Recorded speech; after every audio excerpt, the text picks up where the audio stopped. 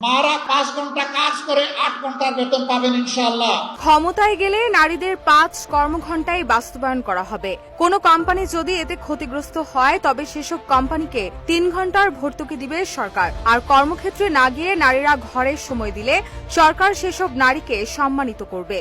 নারীদের 5 কর্মঘণ্টা, শিশুদের সমান অধিকার এবং সমাজে আমূল পরিবর্তনের বিষয় তুলে ধরে 10 নভেম্বর পূর্ব সেনাপাড়ায় আয়োজিত এক সমাবেশে এসব কথা বলেন জামায়াতের আমির ডাক্তার শফিকুর রহমান। ক্ষমতায় গেলে জনগণের দোরগড়ায় গিয়ে সমস্যা সমাধানের অঙ্গীকারও করেন তিনি। মায়েকে রানীর মর্যাদায় প্রতিষ্ঠিত করা হবে ইনশাআল্লাহ। জামায়াত আমির বলেন, ঘুণে ধরা সমাজের আমূল পরিবর্তন চাই। একটা ঝাঁকুনি দিয়ে সমাজের ময়লা পরিষ্কার করতে চাই। সমাজের আবর্জনা পরিষ্কার করতেই আমাদের যুদ্ধ। সব শিশুর অধিকার রক্ষায় রাষ্ট্র কাজ করবে জানিয়ে তিনি বলেন, শিশুদের মধ্যে ভেদাভেদ হবে না। কোন শিশু কোন পরিবারে জন্ম নিল তার বিভেদ করা হবে না। সব শিশুকে সমান অধিকার দেওয়ার রাষ্ট্রের দায়িত্ব।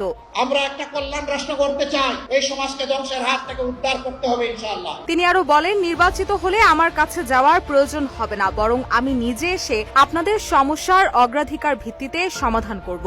যুবকদের কাজ এখনো শেষ হয়নি, তাদেরকে সমাজের সব জায়গা থেকে আবর্জনা পরিষ্কার করতে হবে। জামায়াত আমির আরো বলেন, সুশিক্ষার অভাবে বাংলাদেশ অনেক সমস্যাগ্রস্ত হয়ে আছে।